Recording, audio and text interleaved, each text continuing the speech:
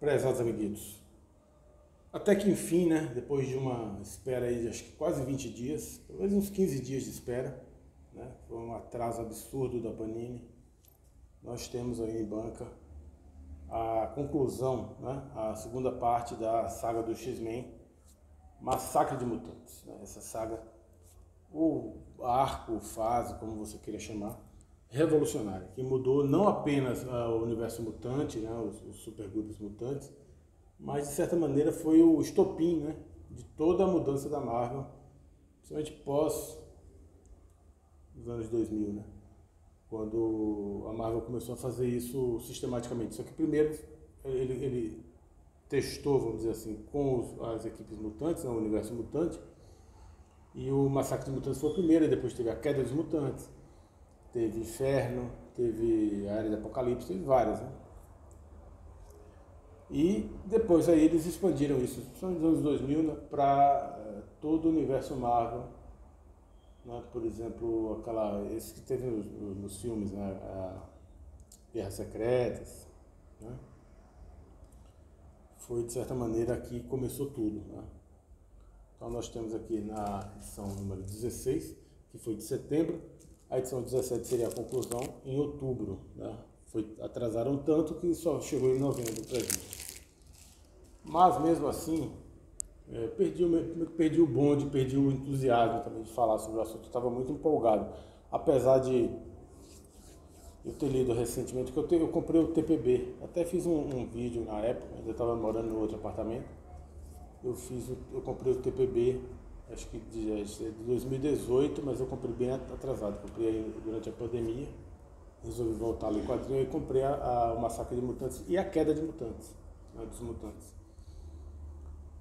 Mas eu reli recentemente, mas eu estava afim de ter ele no formato dessa saga, né? Eu acho muito legal esse formatinho.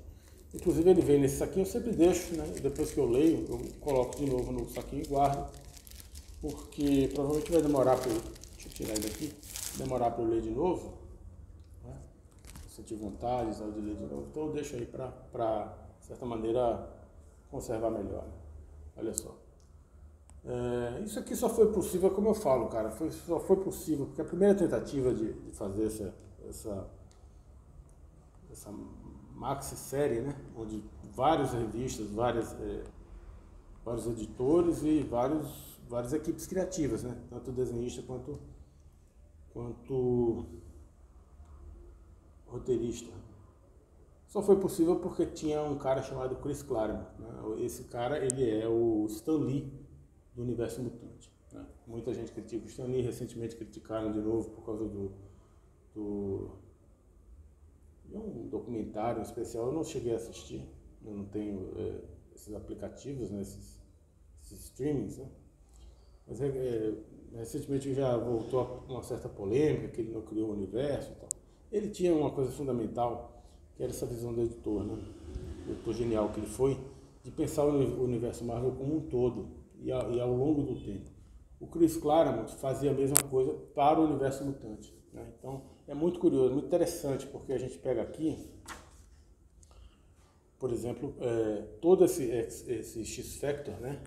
Que é o pessoal que eram os antigos,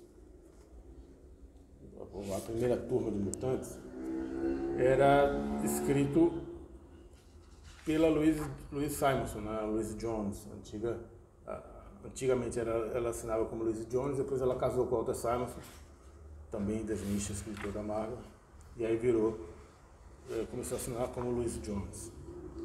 Olha só, e a Louise Simonson também, vamos dizer, Chris Claremont foi fundamental, e o casal, né, o casal Simonson, né, o Walter Simonson e a Louise Simonson foram fundamentais para dar essa coesão, né? É claro que tem problemas, tá? Como foi a primeira saga, fica um pouco confuso, somente na parte do X-Factor e tal, fica um pouco bagunçado o andamento, vamos dizer assim, né? A sincronia de fato, dos fatos. Meio bagunçado. E o X-Factor também era tão confuso, cara. Era um supergrupo muito confuso. Mas eu acho que eles conseguiram muito bem, cara. Ficou um negócio tão dentro dessa questão de ter sido a primeira vez e tal, ficou com a sincronia tão bacana. Eu lembro garoto lendo em banca, né? E lógico, no caso da Abril, eles faziam um mix, né? Então vinha várias edições de uma vez, mas imagino que quem acompanhou separado nos Estados Unidos, no mercado americano, deve ter saboreado ainda mais, né? Então, como eu estava falando, o fato de ter a Louise Simonson e o Walter Simons foi muito interessante, porque eles trouxeram para eles. Por exemplo, a Louise, ela escrevia esse tal desse Power Pack aqui, que é o chamado Quarteto Futuro. Era uma tentativa da Marvel de criar uma equipe infantil, infanto-juvenil, né? Os quadrinhos mais joviais e tal, para pegar a garotadinha mesmo, né? Não tão adolescentes, os pré-adolescentes. E aí ela incorporou de maneira brilhante o Power Pack, né? O chamado Quarteto Futuro aqui no Brasil. Eles entraram no universo mutante, apesar de ser uma maluquice, né? Eram crianças no meio dos túneis lá, lidando com os assassinos perigosíssimos, né? Aí aqui a gente tem o Thor, por exemplo, que era escrito e desenhado nessa época pelo Walter Simonson. Eu acho que não desenhado era pelo Sal Buscema. O Walter Simonson também desenhava, mas ele dividia, no caso aqui, acho que talvez tivesse muita coisa, ele meio que deu uma repassada pro Sal Buscema. Grande Sal Buscema, eu gosto muito dele. O irmão menos talentoso, como eu jocosamente comentava, o irmão menos talentoso do John Buscema. Então, quer dizer, esse trio, eles provavelmente são amigos, né? Até hoje. Chris Claremont e o casal Simons foram responsáveis por vamos dizer, essa revolução na Marvel, né? E aí eles trouxeram as coisas que eles já faziam, né? A Louise com o X-Factor e o Quarteto Futuro, e o Walter Simonson com o Thor também. O Thor tem um papel fundamental aqui nessa aventura, né? Embora seja bem diferente ver o Thor com os mutantes e tal. E é muito bacana a gente ver na sequência, porque na época da Abril não era assim, era tudo muito misturado dentro das revistas do X-Men, né? Aqui a gente nunca teve uma revista do Quarteto Futuro, por exemplo, ou uma revista do X-Factor solo, né? Era tudo misturado dentro do X-Men. E a aventura do Thor também estava dentro do Massacre de Mutantes não estava nas histórias do Thor, que nem saíam, não tinha quadrinho, revista específica do Thor, era Super Aventuras Marvel, né? Aí eles optaram por colocar tudo na revista do X-Men. Bem interessante, muda tudo, né? Quer dizer, aqui é uma coisa bacana, porque é isso que eu digo, por isso que eu sempre coloco que o Chris Claremont, ele foi uma espécie de Stan Lee do universo mutante, né? Do universo mutante, não apenas do X-Men. Mesmo quando ele não escrevia o universo mutante, ele fazia de tal maneira que, por exemplo, a Louise Simonson tinha que dar os seus pulos para adequar as aventuras dela no X-Factor, né, para bater com o X-Men. O Stan Lee fazia isso também. O Stan Lee foi um editor genial, ele pensava o universo Marvel como um todo e a longo prazo, que é o que o Chris Claremont faz aqui. Primeiro por exemplo, ele trouxe esse cara aqui, né, que é o Dente de Sabre, que não era um vilão especificamente do X-Men. Não sei nem se ele era considerado mutante nessa época, ele era um vilão do Punho de Ferro, né? Vai sair a Epic Collection do Punho de Ferro, ele vai estar lá, né? Ele é um vilão do Punho de Ferro, e aí pelo fato dele ser meio felino, né, meio ter esse contraste com o lado também lupino, entre aspas, né? Porque o Wolverine é um animal, mas o carcaju, mas é um animal meio lupino, vamos dizer assim. Com o Wolverine fica uma dualidade interessante, né? O lupino com o felino lutando e tal. E ele traz esse personagem e depois ele embarca praticamente uma fusão mesmo de histórias e de vida, né? E de passado, né?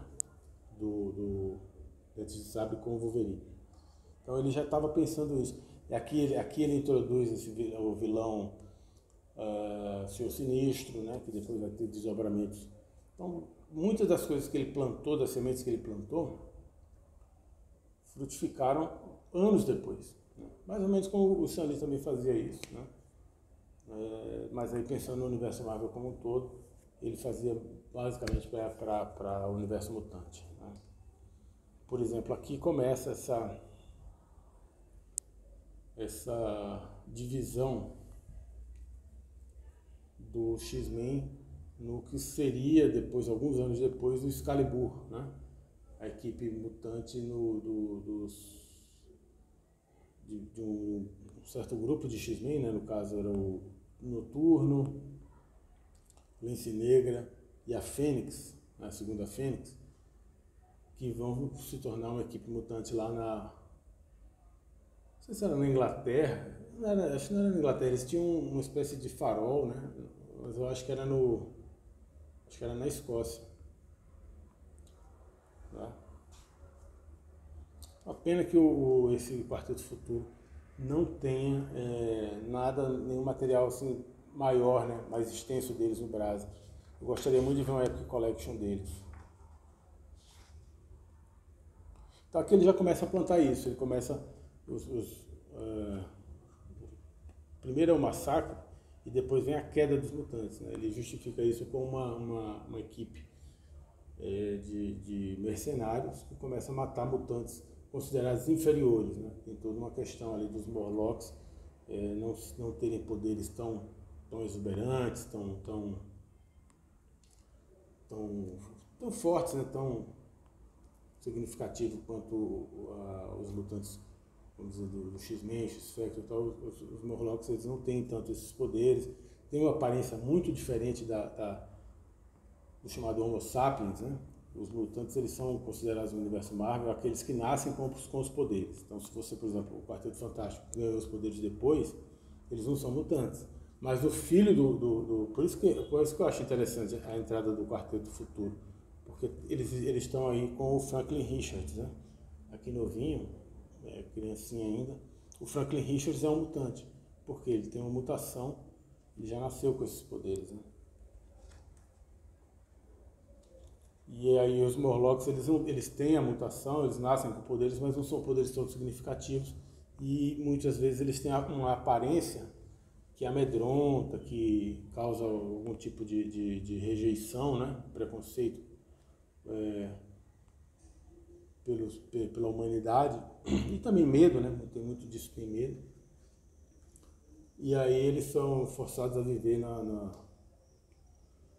nos túneis, né? E aí esses mercenários, contratados por um tal de Senhor Sinistro, basicamente esse é o plot, um plot bem simples, estão eliminando os Morlocks, né? Primeiro os mutantes mais fracos, vamos dizer assim, com poderes menos intensos.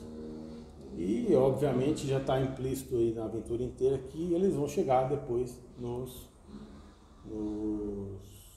supergrupos mutantes, né? Novos Mutantes, X-Men, X-Factor. Acho que nessa época só tinha isso aí, né? Ainda não tinha o X-Force, mas ele já está construindo algumas coisas, né? Por exemplo, naquela hora que eu mostrei a Dinamite, claramente ele está construindo aos poucos. Por isso que eu digo, o Chris Claremont foi fundamental, né? E o casal Simonson também, no sentido de que eles aproveitaram, por exemplo, para fazer uma série de coisas interessantes. Ó, já estava entrando aqui o Apocalipse. Ah, aqui, ó, essa é a Dinamite. E depois viria a ser um personagem bem importante na criação da X-Force, né, da X-Force.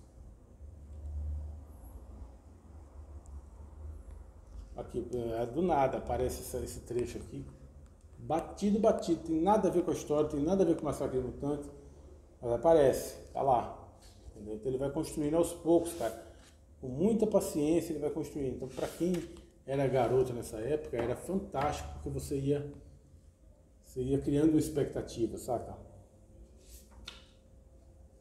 Tá, os Novos Mutantes aqui.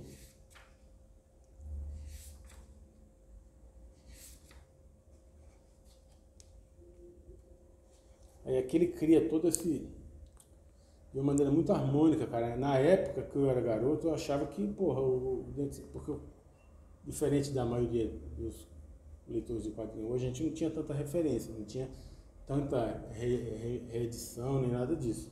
Então você pegava a partir de um determinado ponto, eu me lembro que foi a partir do X-Men 21 que eu comecei da editora Abril, comecei a colecionar o X-Men. Eu lia esporadicamente, uma coisa ou outra, da Ninhada eu li, eu Wolverine eu li, mas que eu comecei a colecionar sequencial, já era um pouco mais velho, foi em X-Men 21. E aí você pega o bonde meio maluco, meio andando, né, a coisa meio sem tanta referência, e pra mim o Guinness tinha tudo a ver com o Wolverine, né?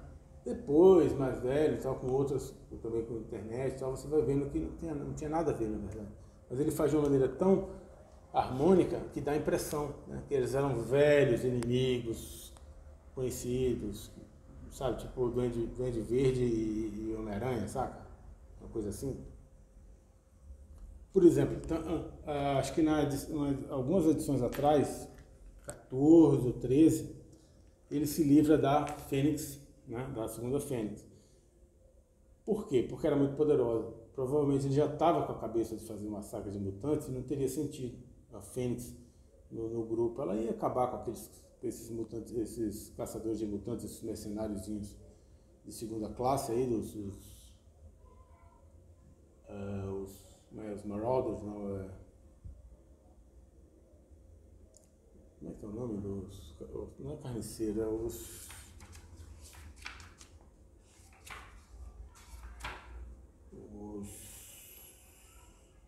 Pô, esqueci o nome, cara. Tá falando de improviso aqui, e aí você se esquece, né? Os carrascos, os chamados carrascos. Em inglês é Marauders. Então ela ia dar uma surra nos carrascos com muita facilidade, né? Então, a mesma coisa, ele não leva o nosso amigo Magneto. O Magneto fica cuidando dos novos mutantes com medo, porque ninguém sabia direito de qual era dos carrascos. Vai que tem muito carrasco, é muito poderoso esse grupo. A gente vai lá para ajudar os Morlocks, os caras entram aqui e massacram os novos mutantes. Uma equipe de garotadinha, né, de criançada, adolescentes. Então o Magneto ali fica lá na mansão até para isso. Porque também ele é muito poderoso. Ele chega lá, ele pelo menos os três carrascos ele destrói com uma patada só. Olha lá. Capa de Walter Simonson, X-Factor, né? O fator X. Né? Que é o ponto fraco, na minha humilde opinião, tá? O X-Factor tem um papel enorme depois. Por isso que eu acho que eles eram muito amigos, porque eles toparam mesmo, né? Eles têm um papel muito significativo depois com a queda dos mutantes. Até muito importante, porque a queda é quando é a ascensão mesmo do Apocalipse, né?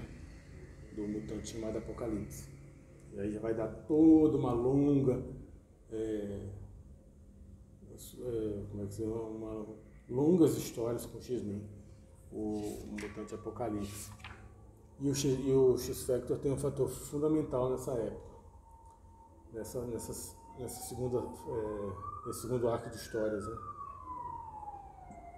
Só que o X-Factor é confuso, por natureza. Ele é muito ambicioso. Eu não sei se lá nos Estados Unidos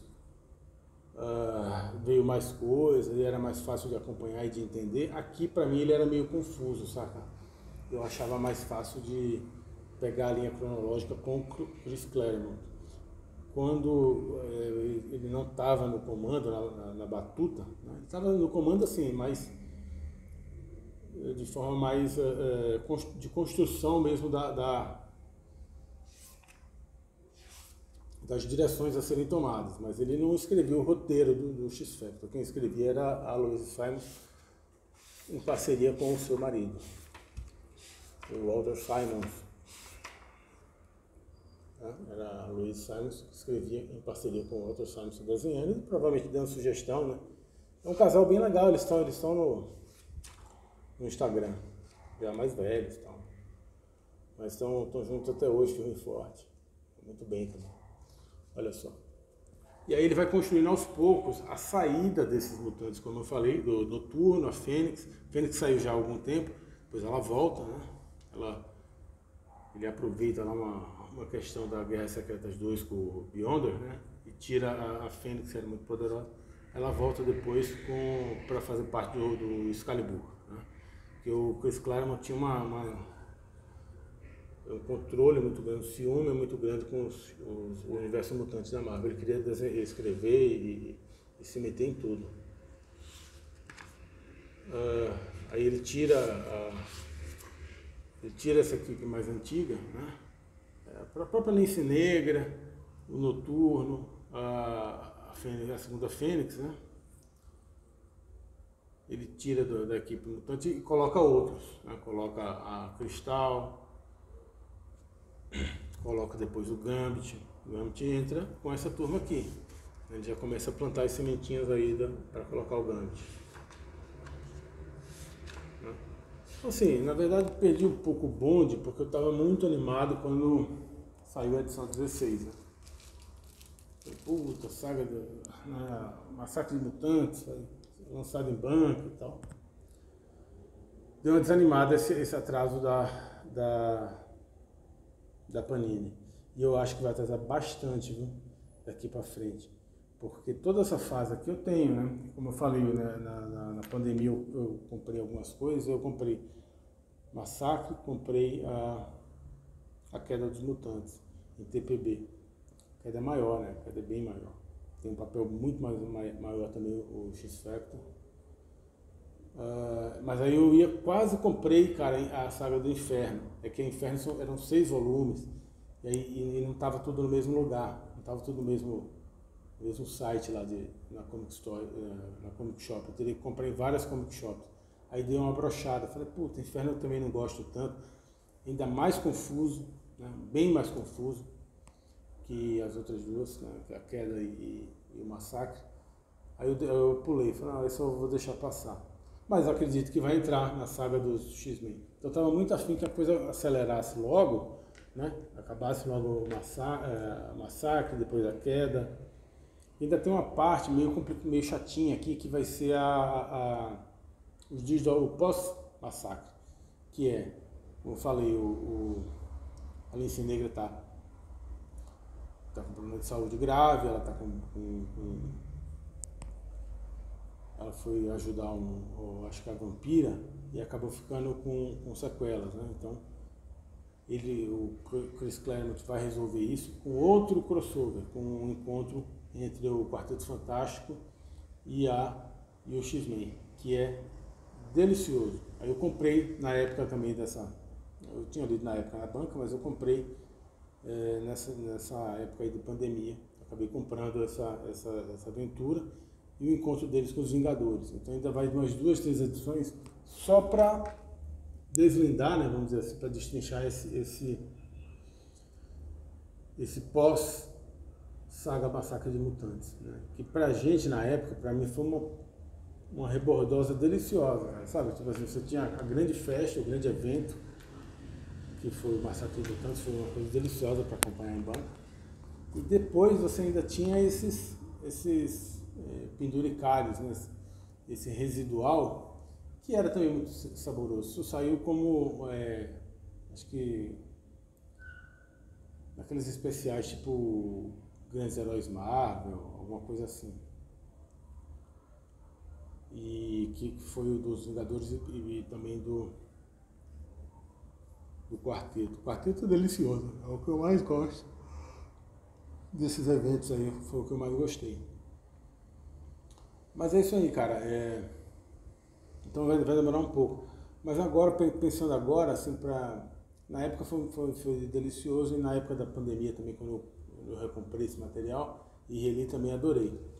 Mas agora eu sei lá, eu tô meio que, sabe, na pilha mesmo de acelerar isso daí, queria que passasse logo para chegar na saga, terminar logo a saga da Queda e já entrar se possível, com o Inferno. Não é exatamente, isso que eu digo, não é exatamente sequencial, né? Eu acho que para chegar em Inferno ainda tem uma Tem bastante coisa para correr. Mas uma hora vai chegar, né? Se continuar, e deve estar vendendo bem, a saga do X-Men deve estar vendendo bem, eu acredito que uma hora chega. É a minha saga, meu quadrinho favorito. Quando na pandemia, que eu falei, vou voltar a ler quadrinho de herói e tal, eu não tinha ainda a saga, né? Mas quando surgiu essa saga do X-Men, eu adorei. Eu falei, puta, vai ser o meu gibi mensal, sabe? Eu vou recomprar isso daí, vou reler. Mesmo porque tinha muitas lacunas, né? Tem até hoje. Tem muitas coisas que eu não sabia, que eu não lembrava, ou que eu não li, ou que a Abril não lançou por algum motivo. Por exemplo, eu não lembrava esse lance da segunda Fênix, né? Como é que ela saiu de X-Men mesmo, que eu não lembrava? Eu lembrava dela chegando no X-Men, que foi impactante, né? Eu lembrava dela lá, eu lembrava do Wolverine caçando ela no determinado momento, porque ela queria matar o Beyonder e tal, mas eu não lembrava exatamente o que aconteceu com ela. Como eu também não lembro como é que ela voltou, mas eu lembro dela no Excalibur, né? No Supergrupo Excalibur. Então, essas coisinhas, agora a gente tem a oportunidade de ter uma coisa sequenciada dentro de uma mesma edição e temos uma cronologia um pouco mais coerente, mais completa. Né? Muito, muito bacana. Ainda dá tempo de... Acho que todos os números ainda estão em banca. Em banca não, desculpa, em Comic Shop. Ainda daria, teoricamente, para você... Né, pegar o bonde, fala assim, puta, eu quero do primeiro até a 17ª. Ainda daria tempo, um pouco mais de um ano. Aí ficaria inviável, ficaria caro. Aí eu falo, cara, o começo disso aqui, o Massacre de Mutantes, é um bom começo. Né? Eu não gosto dessas coisas, para começar a ler tal gibi. Cara, isso não existe. Isso nunca existiu para mim, isso não existia para ninguém. Você pegava uma edição, você ia lá, olhava na banca, via uma capa que você gostava, pegava e lia. Entendia nada? Não entendia nada. Se você gostou, se realmente vai fazer sentido para você, você pegava no mês seguinte. No outro mês, uma hora começava a fazer sentido. Né? Mas já que muita gente quer a coisa mais rápida, mais acelerada, essa é uma beleza, cara, essa saga do X-Men nesse período aqui. Se você fala, porra, não dá para pegar o resto, já era. Eu quero começar. Esse é um bom começo, Massacre de Mutantes, porque aqui muda tudo, como eu falei, muda todo o jogo. Tanto do universo mutante, e tem desdobramentos até hoje, e futuramente vai ter consequências para o universo Marvel como um todo. Né? Pensando pelo menos nessa ideia de que a Marvel, a partir de um determinado ponto nos anos 2000, ela começou a fazer essas sagas do ano todo, né? Uma saga por ano, englobava tudo. Né? Bacana, gostei bastante. Abraços.